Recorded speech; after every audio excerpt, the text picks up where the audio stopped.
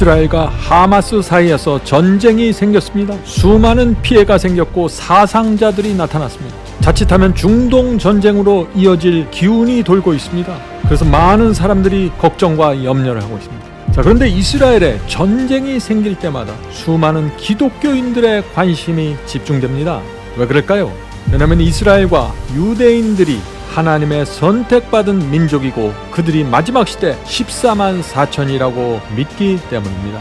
그래서 한국의 많은 그리스도인들이 이스라엘을 위하여 기도해야 한다고 말하고 그들을 위해서 헌금을 보내주어야 한다고 말하고 있는 것입니다. 성도 여러분, 정말 그것이 성경적인 생각일까요?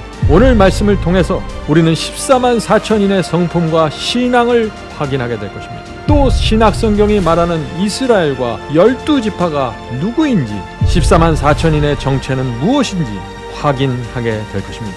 오늘 말씀을 통해서 마지막 시대의 중요한 빛을 보게 되길 간절히 바랍니다.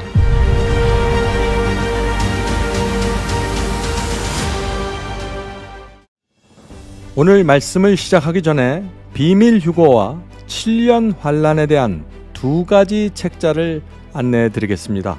이 두 책자는 다음과 같은 주제를 아주 쉽고 분명하게 여러분에게 설명해 줍니다. 첫 번째는 7년 대환란 정말 일어나는가? 많은 분들이 7년 대환란에 대해서 궁금해하죠? 이 책을 보시면 자세히 설명되어 있습니다. 두 번째 주제는 14만 4천 그들은 유대인인가 아니면 어떤 성도들인가? 자, 이 문제를 살펴볼 수 있습니다. 세 번째는 비밀 휴거에 대한 질문들과 답변을 살펴봅니다. 성경은 비밀 휴거에 대해서 어떻게 말하고 있는가? 자, 이 문제에 대해서 궁금하신 분들은 이 책자를 주문하시면 됩니다. 주의 재림을 사모하면서 기다리는 성도들은 이 세 가지 주제에 대한 분명한 답을 얻으셔야 합니다. 더 이상 혼돈과 애매함 속에서 주님의 재림을 기다릴 필요가 없습니다. 지금 화면에 보이는 곳으로 주문하십시오. 두 권의 책자를 보내드리겠습니다. 부디 성령께서 여러분을 진리의 영으로 인도해 주시길 간절히 기원합니다.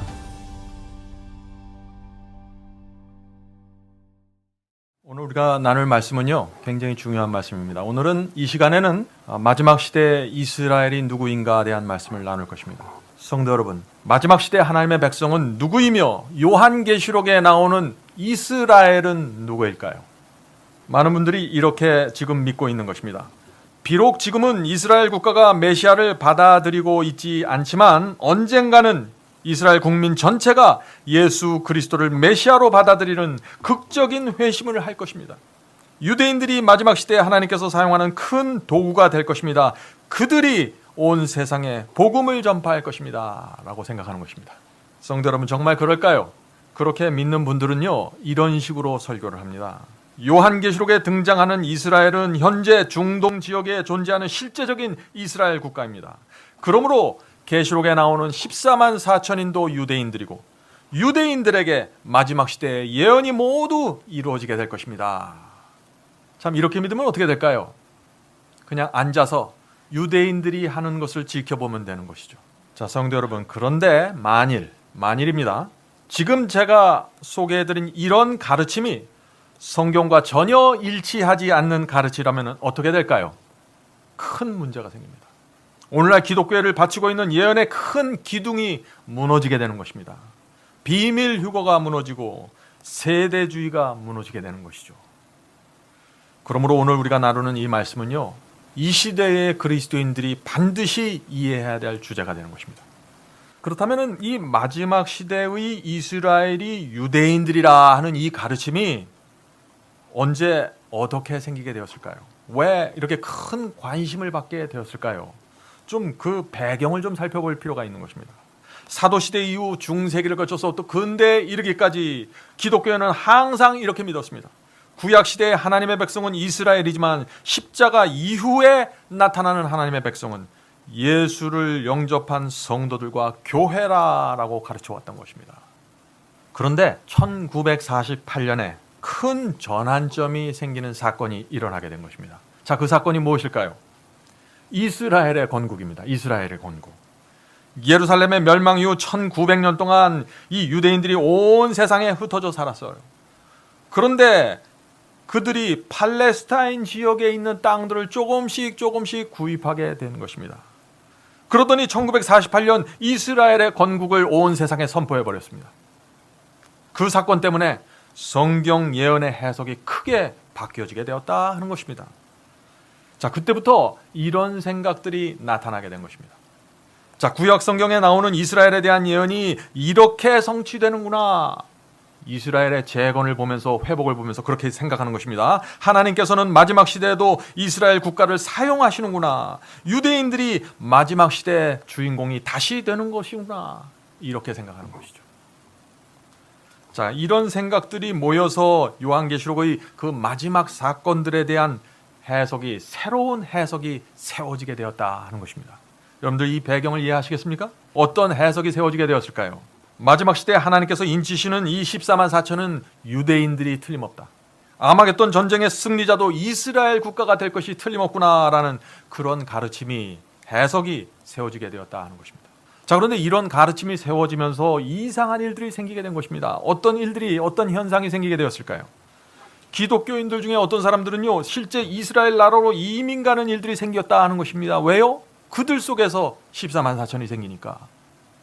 또 중동 지방에 있는 이스라엘 국가로 유대인들에게 헌금을 보내줍시다 하는 설교들이 나타나기 시작한 것이에요.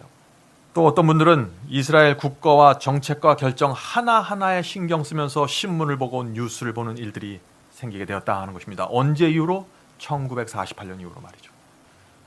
자, 왜 이런 일들이 생겼을까요? 아까 말씀드린 것처럼 이스라엘과 유대인들이 마지막 시대의 주인공이고 계시록의 예언이 그들에 의해서 성취된다는 가르침이 세워졌기 때문이죠. 그런데 이런 가르침이 갖고 있는 근본적인 문제가 뭔지 아십니까? 근본적인 문제. 그것은 사건에 맞춰서 하나님의 말씀과 예언을 해석한다는 것입니다. 예언과 말씀을 통해서 사건을 해석해야 되는데 거꾸로 된 것이에요. 이스라엘이 재건되기 전에는 이런 가르침이 전혀 없었습니다. 그런데 1948년에 이스라엘이 국가로서 세워지면서 갑자기 성경 예언을 그 사건에 맞춰서 재해석하기 시작했다, 그런 것입니다. 성경 예언을 이렇게 사건 중심으로 이렇게 저렇게 해석하면 어떤 문제가 생길까요? 처음에는 그럴듯하게 보입니다, 이게. 그런데 결국에는 성경의 그 기둥과 같은 성경절들과 정면으로 충돌하게 됩니다. 그래서 큰 문제가 드러나게 되는 것이죠. 성도 여러분, 그래서 우리가 어떤 가르침을 받아들이기 전에 먼저 성경 말씀과 성경 전체에 나타나는 말씀들과 비교해서 살펴보는 일들이 반드시 필요하다 하는 것입니다. 한쪽에서 나오는 말만 듣지 말고 이 가르침이 성경 전체와 어떻게 조화를 이루는지 살펴보는 일을 해야 된다 하는 것입니다.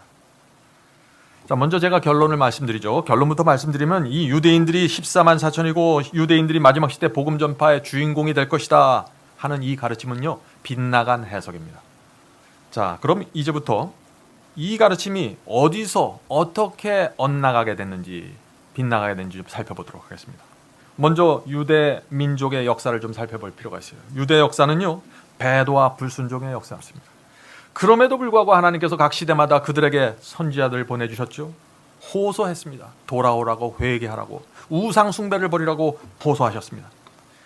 이런 호소의 역사가 예수께서도 이어받았는데 예수님도 마지막까지 돌아가시기 직전까지 유대교와 백성들에게 이렇게 호소하고 경고한 것입니다. 마태복음 23장 37절에 그 말씀이 있죠. 예루살렘아 예루살렘아 선지자들을 죽이고 내가 파송된 자들을 돌로 치는 자여, 암탉이 그 새끼를 날개 아래 모음같이 내가 네 자녀를 모으려 한 일이 몇 번이냐. 그러나 너희가 원치 아니하였도다. 예수께서 그 자녀들을 모으려고 그렇게 호소했지만은 그들이 원치 않았다는 것이죠. 이런 예수님의 경고에도 불구하고 어떤 일이 생겼습니까? 유대 민족이 그리스도를 십자가에 못 박아 죽이게 되는 것입니다. 서기 70년에 그리고 예루살렘은 110만 명 이상이 살육당하면서 처참하게 멸망되는 것입니다. 자, 그런데 여기서 우리가 또 한 가지 질문을 던져야 합니다. 자, 유대 민족이 예수 그리스도를 거절한 후부터는 누가 하나님께서 아브라함에게 약속하신 그 복과 유업을 받게 됩니까? 라는 질문입니다. 분명히 하나님께서 구약시대 아브라함에게 약속하신 그 복과 유업이 있으니까 말이죠. 그것을 누가 받겠느냐 하는 얘기입니다. 여러분은 어떻게 생각하십니까? 이 사도 바울은요, 이런 질문에 대해서 아주 분명한 대답을 줍니다. 갈라디아 3장 29절입니다. 너희가 그리스도께 속한 자면 곧 아브라함의 자손이요 약속대로 유업을 이을 자니라. 자, 누가 약속을 받아요? 누가 아브라함에게 주신 그것을 받는다고 했습니까? 그리스도께 속한 자. 아주 분명한 대답을 주는 것입니다. 오해할 여지가 전혀 없는 말씀이죠. 신약 시대에는 누가 아브라함의 자손이고 누가 하나님의 약속과 유업을 받을 자입니까? 라는 질문에 대해서 사도 바울이 뭐라고 대답해요? 그리스도께 속한 자들입니다 라는 대답을 주는 것입니다. 저와 여러분이 이 약속을 지금 붙잡고 있다는 것이죠. 누구든지 예수를 영접하고 참된 거듭남을 경험하면은 이스라엘이 된다는 것입니다. 여러분들 이 사실을 믿으시나요? 유대인과 이스라엘에 대한 이 사상은요, 이 바울이 갖고 있는 사상은 아주 단순하고 분명합니다. 오늘 제가 그 말씀을 강조하려고 하는 것입니다. 자, 이 말씀을 잘 들어보시기 바랍니다. 로마서 2장 28절과 29절입니다. 대저 표면적 유대인이 유대인이 아니요 표면적 육신의 할례가 할례가 아니라 오직 이면적 유대인이 유대이며 할례는 마음에 할지니. 자, 이 말씀이 무슨 뜻이죠? 피부와 몸이 유대인이라고 해서 이스라엘이 되는 것이 아니라는 것입니다. 할례를 받아야 유대인이 되는 것이 아니라는 뜻이죠. 피부와 혈통이 중요했던 것은 모두 구약시대에 지나간 얘기라는 것입니다. 자, 그렇다면 신약시대는 어떤 사람들이 이스라엘이 된다는 것일까요? 신약시대는 말이죠. 바울은 이면적 유대인이라고 했습니다. 이면적, 다시 말해서 마음이 유대인이야 진짜 유대인이라는 것입니다. 마음의 할례를 받은 사람들이 진짜 이스라엘이라는 것입니다. 자, 이스라엘이라는 단어, 이스라엘이 무슨 뜻입니까? 이스라엘이라는 단어가 이기는 자라는 뜻이죠. 이스라엘은 하나님께서 야곱에게 주신 새 이름이었습니다. 야곱은 속이는 자로 그의 인생을 시작했습니다. 야곱이라는 뜻은 속이는 자라는 뜻입니다. 그런데 이 야곱이 야복강에서 이기는 자가 되었습니다. 야복강 앞에서 하나님께서 그에게 이기는 자, 이스라엘이라는 이름을 주신 것입니다. 그 말씀이 창세기 32장에 나오죠. 창세기 32장 28절입니다. 그 사람이 가로되 내 이름을 다시는 야곱이라 부를 것이 아니요 이스라엘이라 부를 것이니 이는 내가 하나님과 사람으로 더불어 겨루어 이기었음이니라. 분명하지 않습니까? 성도 여러분, 신약시대는 누구든지 복음을 통해서 죄와 세상을 이기는 경험을 하면은 그 사람들이 이스라엘이라 하는 것입니다. 여러분들도 이 경험 속에 들어가 있으면 여러분들이 바로 이스라엘이 되는 것입니다. 요한계시록 후반부에 나오는 모든 이스라엘에 대한 예언과 약속이 바로 여러분 속에서 이루어지게 되는 것입니다. 그래서 십자가 이후에는 마음의 할례를 받는 성도들이 이스라엘이라 하고 바울이 말하는 것이죠. 자, 그렇다면 이 마음의 할례를 받는다는 것이 어떤 경험일까요? 자, 육체의 할례가 뭐죠? 육체의 할례는 몸의 일부가 떨어져 나가는 것이죠. 그런데 마음의 할례를 받을 때는 마음에서 그런 일이 생긴다는 것입니다. 마음에서 죄와 세속이 떨어져 나간다는 것이죠. 그것이 마음의 할례를 받는 경험입니다. 그들이 바로 이스라엘이라는 것입니다. 자, 그러므로 마음의 할례가 뭡니까? 성령을 통해서 참된 회개와 거듭남을 경험하는 것입니다. 그런 경험을 하는 사람들이 신약 시대의 이스라엘이고 마지막 시대의 유대인들이라 하는 것이죠. 성도 여러분, 바로 이 마음의 할례를 받는 경험, 이 사람들을 통해서 하나님께서 요한계시록에 나오는 마지막 예언들을 성취시킨다는 것입니다. 굉장히 중요한 얘기죠. 그러므로 십자가 이후부터 지금까지 하나님께서는 교회를 세우시고 새로운 영적 이스라엘을 인도해 오고 계시는 것입니다. 구약시대는 육적인 이스라엘이죠. 눈에 보이는 이스라엘 국가였습니다. 그러나 십자가 이후부터는 교회와 마음의 할례를 받는 새 언약 속에 들어간 그리스도인들을 통해서 예언과 약속을 이루시고 예언을 성취시킨다 하는 것입니다.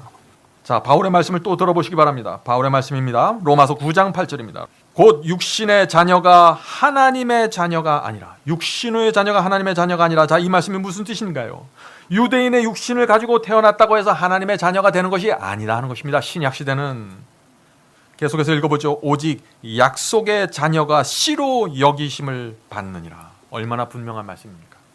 신약시대는 아브라함과 이삭의 자손으로 태어났다고 해서 이스라엘이 되는 것이 아니라는 것이죠. 바울은 오직 믿음으로 그리스도를 영접하고 구원의 약속을 받는 사람들이 이스라엘의 씨로 여기심을 받는다고 지금 말하고 있는 거 아닙니까? 분명한 말씀 아니에요? 자, 그래서 사도 바울이 어떤 이야기를 하는 것입니까? 이제는 내가 유대인들을 떠나서 이방인에게 가겠다라고 선언한다는 것입니다. 자, 그 말씀이 어디 있나요? 사도행전 13장 46절이죠. 하나님의 말씀을 마땅히 먼저 너희에게 전할 것이로되 너희가 버리고 영생 얻음에 합당치 않은 자로 자처하기로 우리가 이방인에게로 향하노라. 이 말씀이 무슨 뜻입니까? 유대민족이 메시아를 죽이고 복음을 거절했기 때문에 이제는 이스라엘을 떠나서 유대인들을 떠나서 이방인을 향해서 나가서 그들을 위해서 내가 복음을 전파하겠다는 것입니다. 이방인의 시대가 열린 것입니다. 그러므로 이 바울이 생각하는 이스라엘은 아주 단순합니다. 누구든지 그리스도의 복음을 받아들이고 마음의 할례를 받는 경험을 하면은 뭐예요? 이스라엘이 된다는 것입니다. 자, 이 말씀을 좀 잘 들어보시기 바랍니다. 갈라디아 6장 15절 16절입니다. 할례나 무할례가 아무것도 아니로되 할례를 받든지 안 받든지 중요한 것이 아니라는 것입니다. 오직 새로 지으심을 받은 자뿐이니라. 자, 새로 지으심을 받은 자가 누구인가요? 여기서 회개하고 중생한 그리스도인 아닙니까?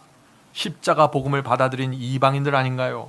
거듭난 성도들을 말하는 것입니다. 계속해서 읽어보죠. 무릇 이 규례를 행하는 자에게와 하나님의 이스라엘에게 평강과 긍휼이 있을지어다.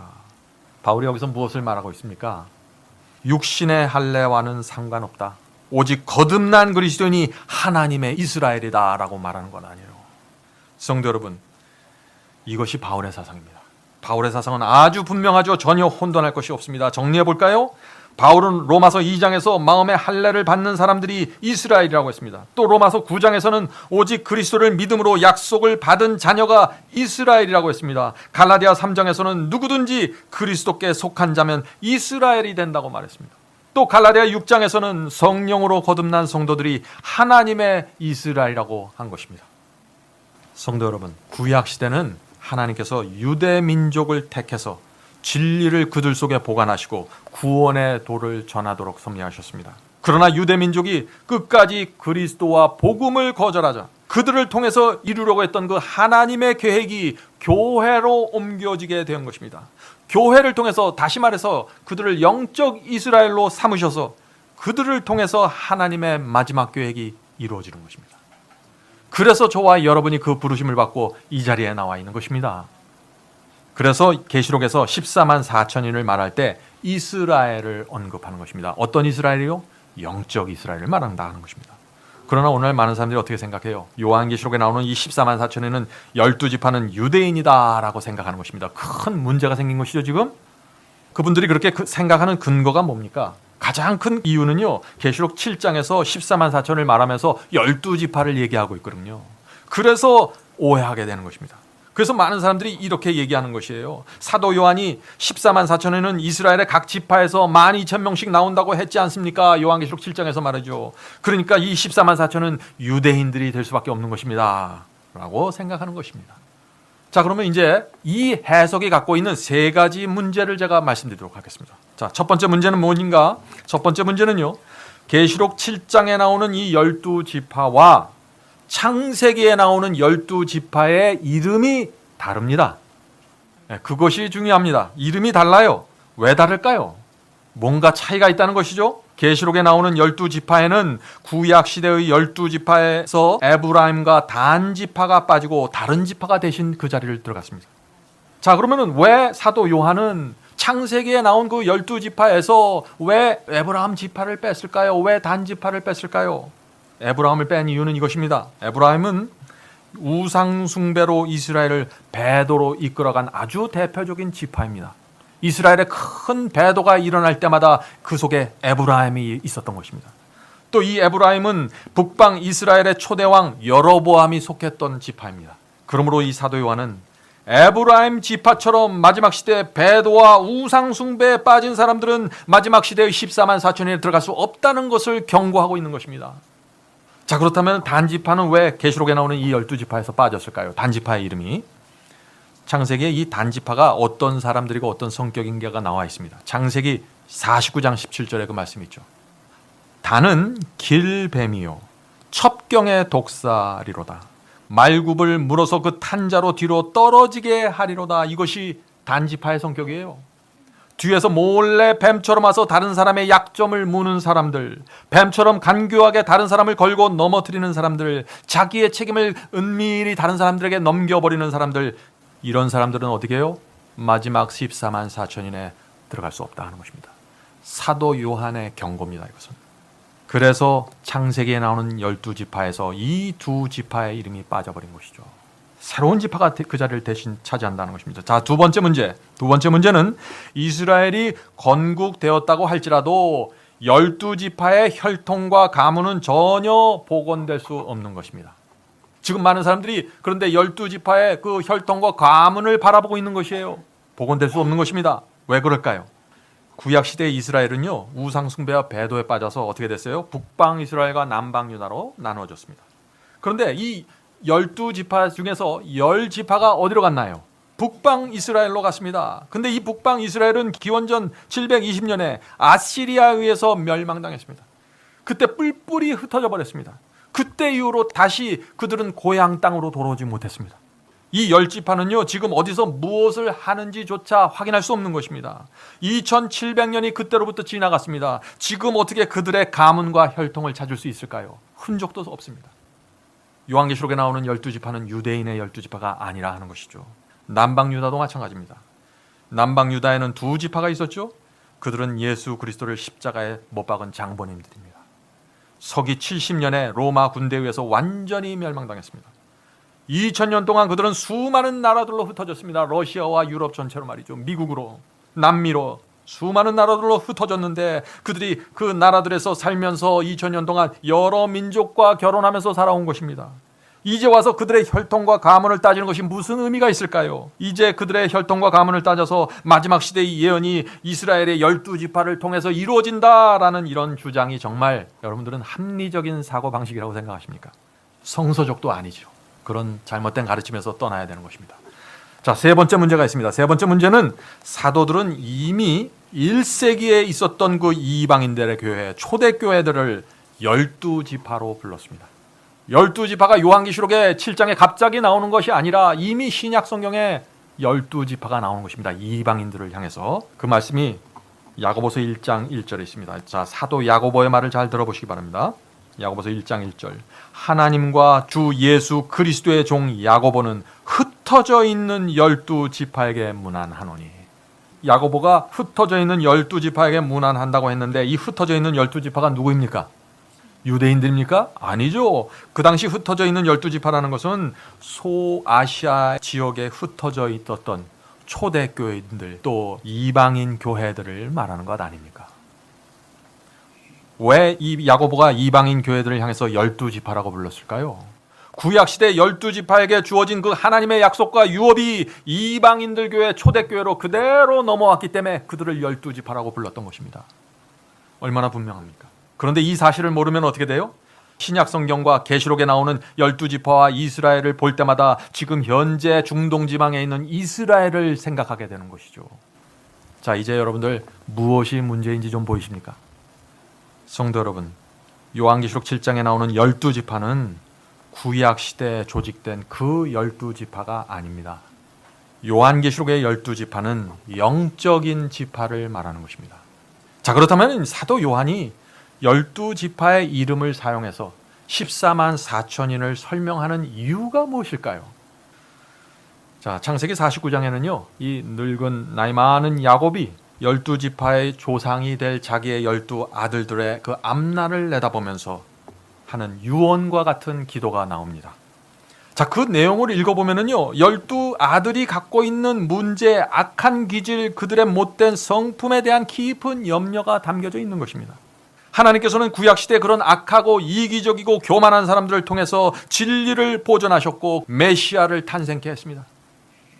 그와 마찬가지의 역사가 마지막 시대에 이루어진다는 것이죠. 마지막 때에도 하나님께서는 구약시대 야곱의 12아들과 같이 악하고 이기적인 사람들을 택해서 그들 중에 거듭남의 경험을 주시고 성령으로 인도하시고 그들에게 진리를 주셔서 어떻게 해요? 거룩하게 변화시켜서 인을 치시고 14만 4천을 만들겠다는 하나님의 약속이 거기에 포함되어 있다는 것입니다. 그래서 사도 요한이 12지파의 이름을 사용해서 14만 4천을 설명하고 있다는 것이죠. 성도 여러분, 우리가 비록 악하고 이기적인 본성을 갖고 있다고 할지라도 실망하지 마십시오. 예수의 복음이 우리를 변화시키는 것입니다. 하나님께서 우리를 진리로 인도하시고 성령으로 인도하실 때 그것을 겸손하게 따라가는 자들, 성령께서 내 마음속에 역사하실 때 그 음성에 겸손하게 굴복하는 자들, 하나님의 말씀 앞에서 내 자신을 낮추는 자들, 그런 사람들을 뽑으셔서 하나님께서 그들의 이마에 인을 치시고 14만 4천을 만드시는 것입니다. 예수께서는 그래서 유대 민족에게 강력한 경고를 했던 것입니다. 왜냐하면 그들의 영원한 운명이 결정됐기 때문에 그런 것이죠. 자, 마태복음 21장 43절에 이 말씀이 있습니다. 그러므로 내가 너희에게 이르노니 하나님의 나라를 너희는 빼앗기고, 너희는 유대인들입니다. 너희는 빼앗기고 그 나라의 열매 맺는 백성이 받으리라. 자, 이 말씀이 무슨 뜻입니까? 유대 민족은 결국 그들의 자리를 빼앗길 것이고 회개의 열매를 맺는 새로운 백성이, 새로운 교회가 그들의 자리를 채우게 될 것이다 하는 것이죠. 이 말씀이 정확하게 성취되었습니까? 그렇습니다. 말씀 그대로 유대인들은 멸망당했고 그리스도를 영접한 이방인들이 신약 시대의 주인공이 된 것입니다. 저와 여러분이 이방인으로서 지금 주인공의 자리를 지키고 있다는 것이죠. 마태복음 21장에도 동일한 말씀이 있습니다. 마태복음 21장 19절입니다. 길가에서 한 무화과 나무를 보시고, 여기서 무화과 나무는 유대 국가를 상징하는 것입니다. 길가에서 한 무화과 나무를 보시고 그리로 가사 잎사귀밖에 아무것도 얻지 못하시자, 열매가 없다는 것이요, 잎사귀만 무성하다는 것입니다. 나무에게 이르시되 이제부터 영원토록 내게 열매가 맺지 못하리라 하시니. 자, 유대 국가가 얼마나 길게 열매를 맺지 못한다고 했나요? 여기서 영원토록.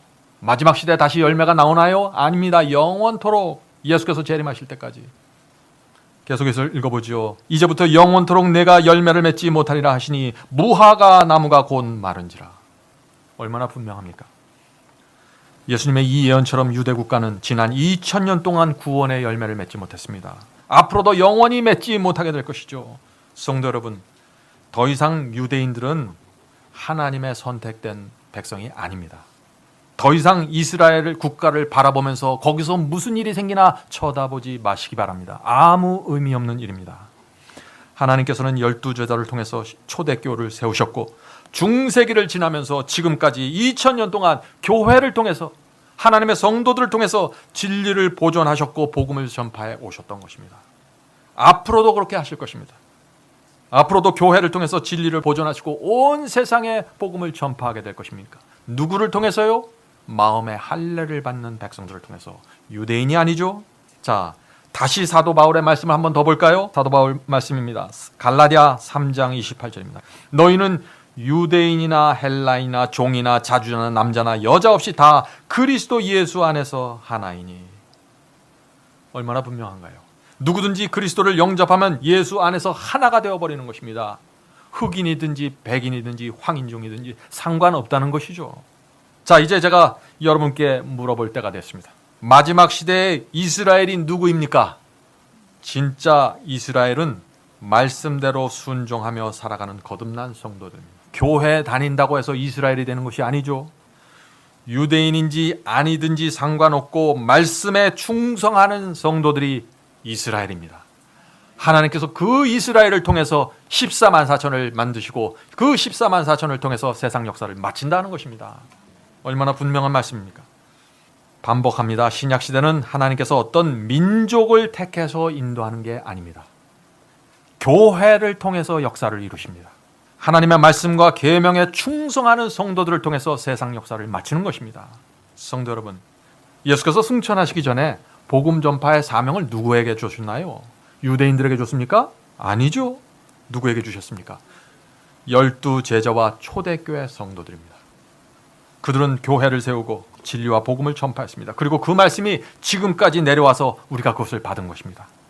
그러므로 구약시대의 주인공은 유대인들이었고 이스라엘 국가였습니다. 그것은 맞는 얘기죠. 그러나 신약시대에 넘어오면서 주인공이 바뀌는 것입니다. 어떻게 바뀌나요? 교회로 바뀝니다. 기독교입니다. 영적 이스라엘입니다.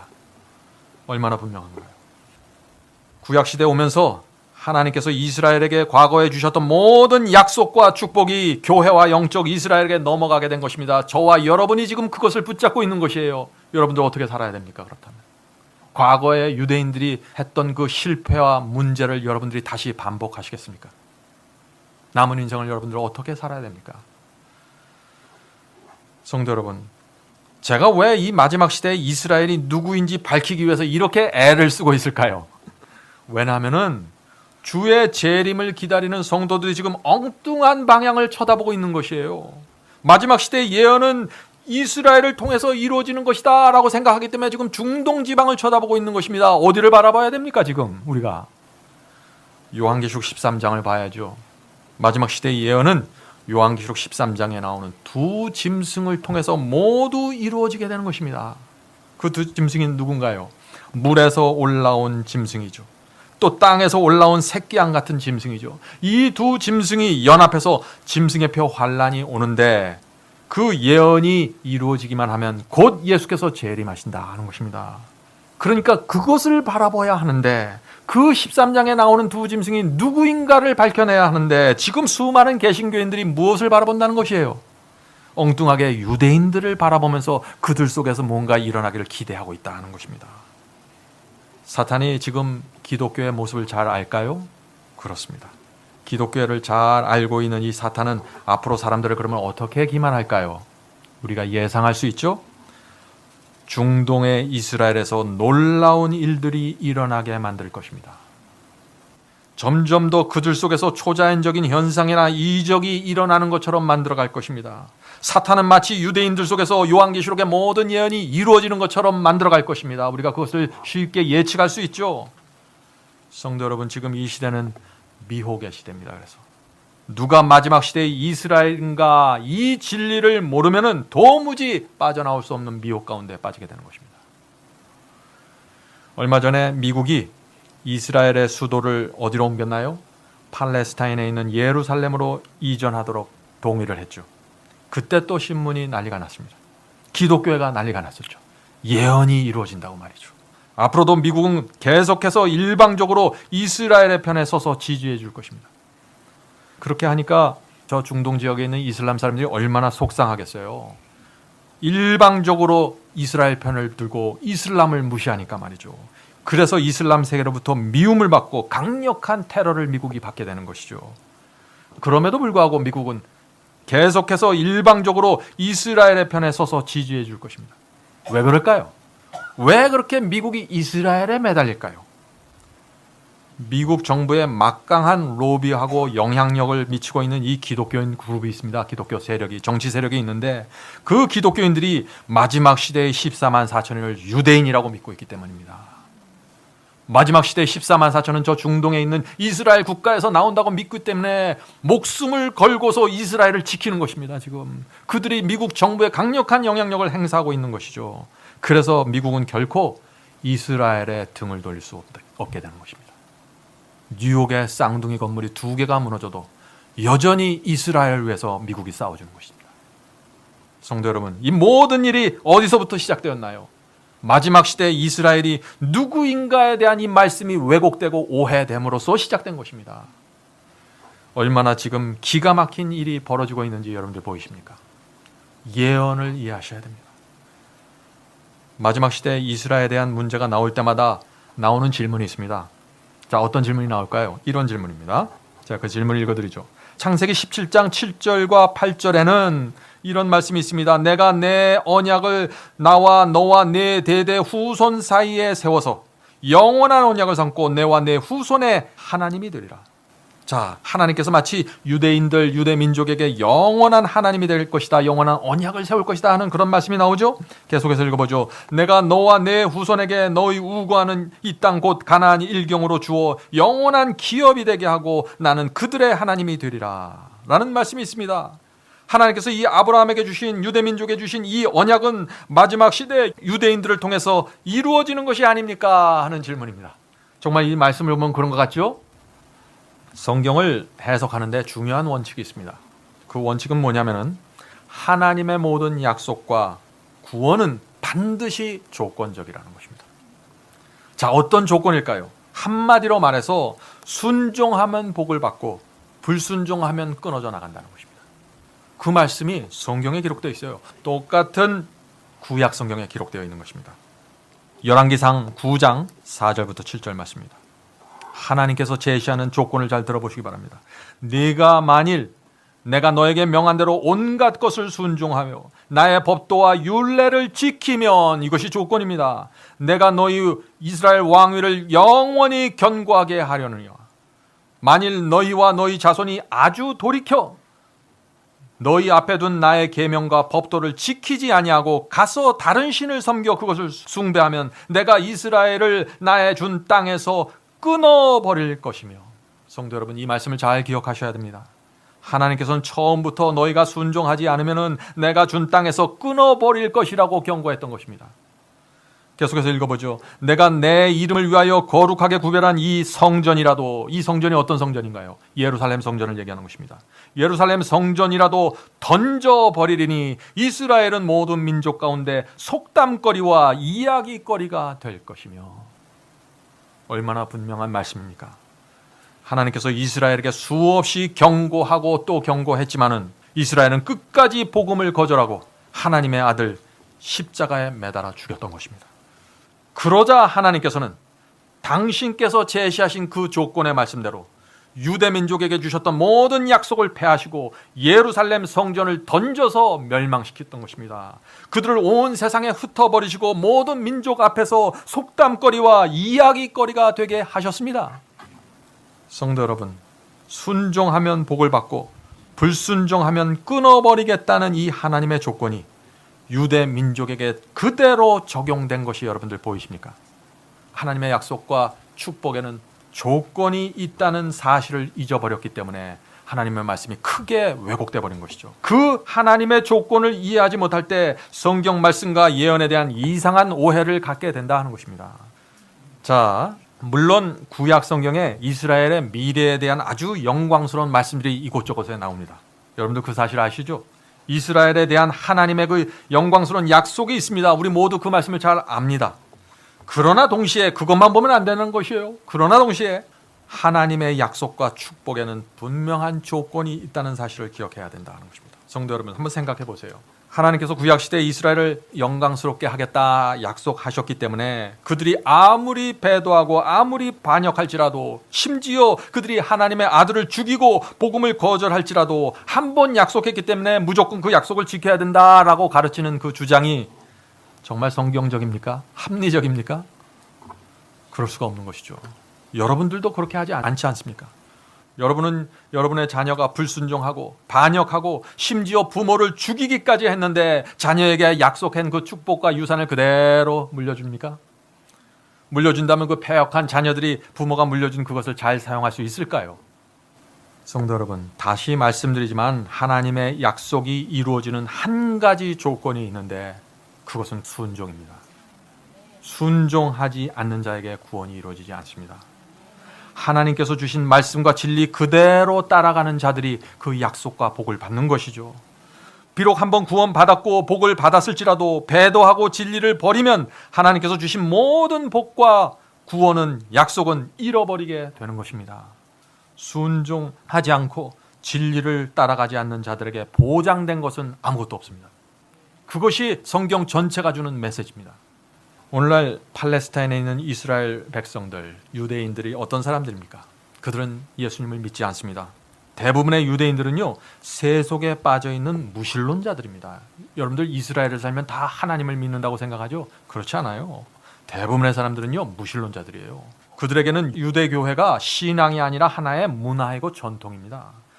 유대인들 중 아주 적은 사람들만이 유대교회의 제사와 의식을 따르고 있는 것입니다.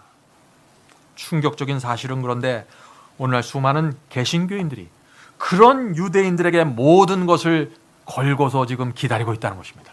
이게 기가 막힌 일이에요. 오늘날 예언을 강의하는 대부분의 설교자들은 유대인들이 마지막 시대의 주인공이 될 거라고 가르칩니다. 또 유대인들이 14만 4천이 되고 유대인들이 아마겟돈 전쟁에서 승리할 것이라고 설교합니다. 그 설교를 수많은 사람들이 지금 받아들이고 있는 것입니다. 자, 그런데 그런 가르침을 받아들이면 어떻게 될까요? 마지막 시대의 예언 성취와 이 교회가 아무런 상관이 없게 되는 것입니다. 요한계시록의 예언과 마지막 시대의 교회가 아무런 상관이 없게 되는 것입니다. 그저 우리는 뒷짐을 지고 저 중동 지방에 있는 유대인들이 잘해주기만을 기도하면 되는 것이죠.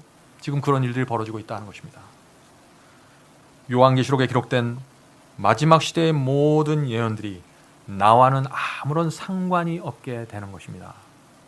그 잘못된 가르침을 받으면 말이죠. 성도 여러분, 이제 교회 안에서 움직이는 사탄의 기만이 보이시나요? 사탄이 무엇을 하길 원하는지 보이십니까?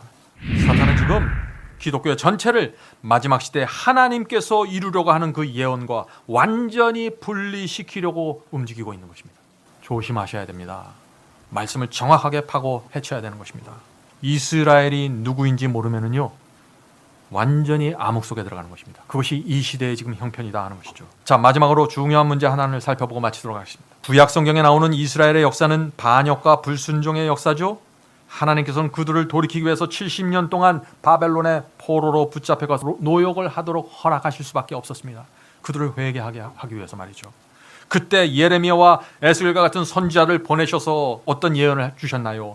예루살렘이 장차 회복될 것이며 70년 후에 회복될 것이며 황무지가 꽃을 피울 것이며 사막에서 물이 흐를 것이라고 예언했던 것입니다. 어디에서요? 에스겔서와 예레미야서에서. 하나님께서 왜 그런 예언을 주셨을까요? 이스라엘 사람들이 실망하지 않도록 사랑하셔서 그 말씀을 주신 것입니다. 이스라엘이 70년간 바벨론에서 노예로 고된 삶을 살지라도 결국에는 다시 예루살렘으로 돌아가서 성전을 회복할 수 있다는 희망을 주기 위해서 그 예언을 주신 것입니다.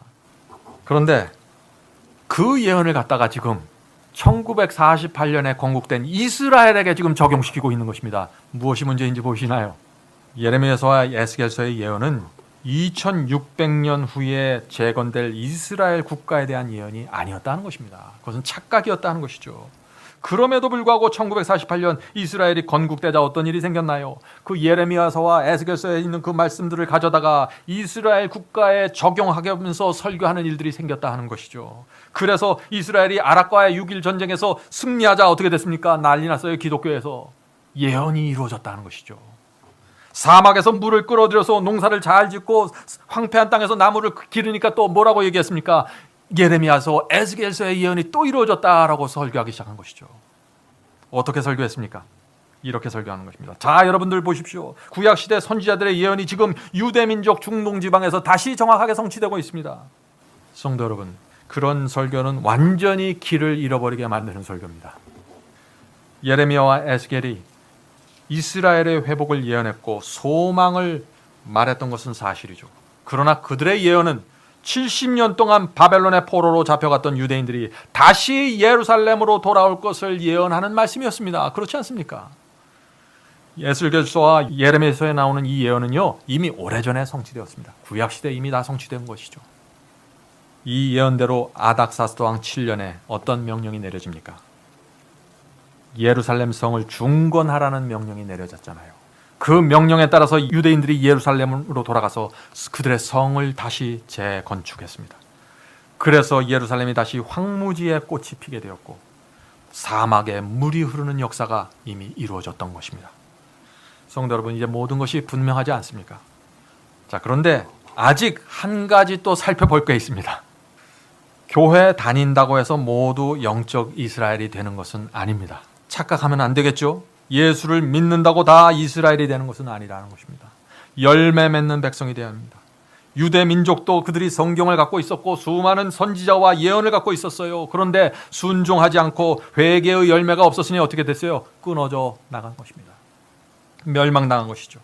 이런 하나님의 조건은 오늘날 우리에게도 정확하게 그대로 적용된다는 것입니다. 사도 바울이 초대교회에게 했던 경고를 들어보세요. 로마서 11장 20절부터 21절. 옳도다 저희는 유대민족이 옳도다 저희는 믿지 아니함으로 꺾이우고 너는 초대교회는 믿음으로 섰느니라. 높은 마음을 품지 말고 도리어 두려워하라. 하나님이 원 가지들도 아끼지 아니하셨은즉 너도 아끼지 아니하리라. 이 말씀이 무슨 뜻입니까? 하나님께서 원래의 가지였던 그 유대 민족도 복음을 순종하지 않을 때 아끼지 않고 버리셨는데 이방인들도 순종하지 않으면 버릴 것이라는 말씀 아닙니까? 이 말씀이. 성도 여러분, 우리가 이제 이스라엘이 되어야 하는 것입니다. 그냥 교회 다니는 교인으로 만족하는 것이 아니라 하나님께서 불러 모으시는 참 이스라엘이 되어야 하는 것입니다. 순종하는 성도, 회개의 열매를 맺는 성도, 그들이 마지막 시대 이스라엘이 되는 것입니다. 그들 중에 하나님께서 14만 4천을 부르셔서 인을 치시고 세상 역사를 마치는 것입니다. 그래서 저와 여러분이 지금 이 자리에 있는 것이죠. 성도 여러분, 마지막 시대의 이스라엘이 누굽니까? 유대인들입니까? 아니면 하나님의 말씀과 계명에 충성하는 성도들인가요? 이 질문에 대한 대답은 여러분이 하셔야 됩니다. 이제 성령께서 여러분의 마음속에 진리가 무엇인지 새겨주시길 제가 간절히 바라면서 말씀 마치겠습니다. 하늘에 계신 아버지, 진리를 소중하고 진지하게 살피는 심령을 허락해 주시옵소서. 이번 비밀 휴거 말씀 시리즈를 통해서 저희 눈이 열리고 정말 성경이 말하는 진리가 무엇인지 보여주시옵소서. 재림에 대한 진리, 이스라엘에 대한 진리, 마지막 환란에 대한 진리, 또 14만 4천에 대한 진리, 이 중요한 진리들이 막히지 않도록 도와주시옵소서. 더 이상 애매함과 혼돈 속에 있지 않고 저희의 신앙과 삶이 분명하게 세워지도록 인도해 주시옵소서. 성령께서 저희 속에 오셔서 저희의 편견과 고집을 내려놓고 조용히 양심 속에서 들려오는 하나님의 음성을 붙잡게 도와주시옵소서. 이 모든 말씀 예수 그리스도의 이름으로 간절히 기도드립니다. 아멘.